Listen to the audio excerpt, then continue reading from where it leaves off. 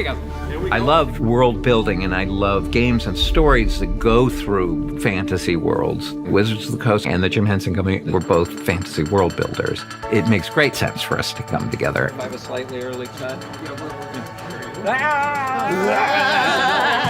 I was very excited to hear about it. As a longtime fan of Wizards of the Coast, I was immediately like, yes, please, yes. What are we doing? I was really excited about the idea that Shadowmoor and Lorwyn are two of the original worlds of Magic the Gathering. The piece kind of looks like maybe we would have made this in the 1980s during that fantasy boom. And all that's deliberate because it is a callback. These worlds are that old, but now they're being refreshed. They wanted something epic and inspiring and energizing. That's so fun. Wizards of the Coast, they celebrate artists to such a degree. They let artists have their interpretation of the worlds and the characters. They've always let the audience appreciate the artistry.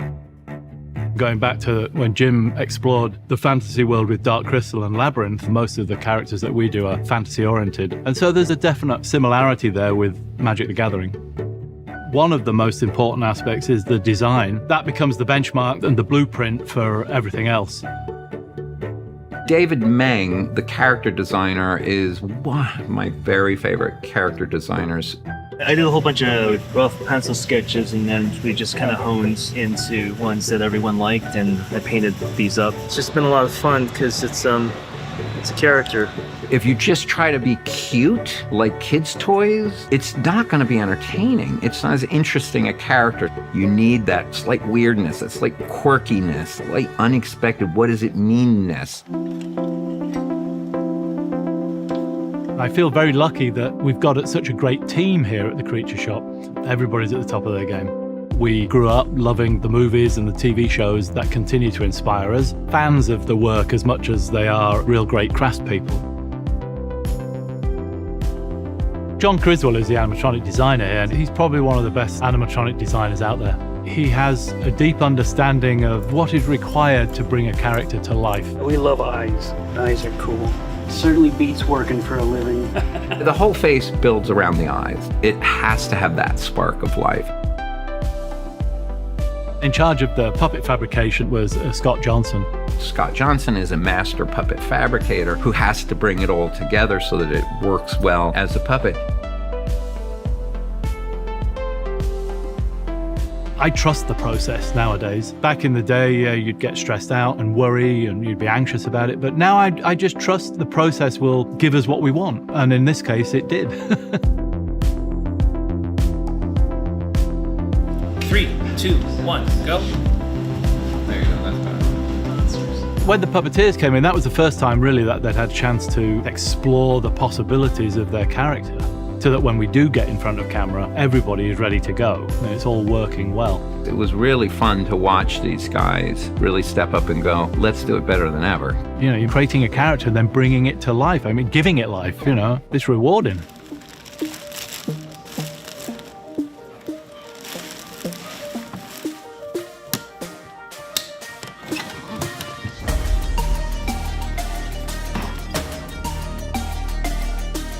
I love every time I get to go to set and see something that I've written created by these amazing artists. And 3, 2, 1, action.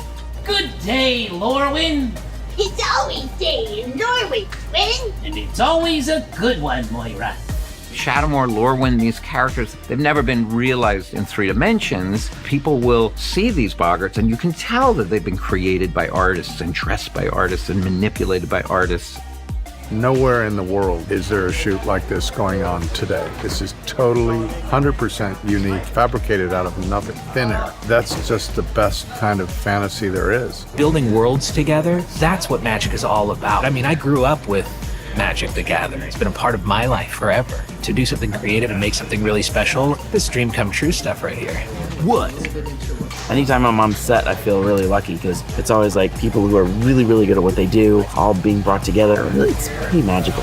To get to come here for a week, play with these beautiful puppets and with skilled world-class puppeteers and just have fun and just create. It's just the most fun way to work. Doing very artistic work, but working within a team. With the Henson Company, we work together and we support each other. And so we're always there for each other. Brian is someone that a lot of puppeteers like myself really look up to. When you're working with Brian, you know you're working at the top level of puppetry. It's all there, don't worry. When he sets something up with his storyboards, he thinks about the puppeteers. It's been an honor working with him. I've worked with Brian now for about a decade, and this is some of the happiest moments I've ever seen him working. We always say here in the company, good puppetry is when the audience can know what the puppet is thinking.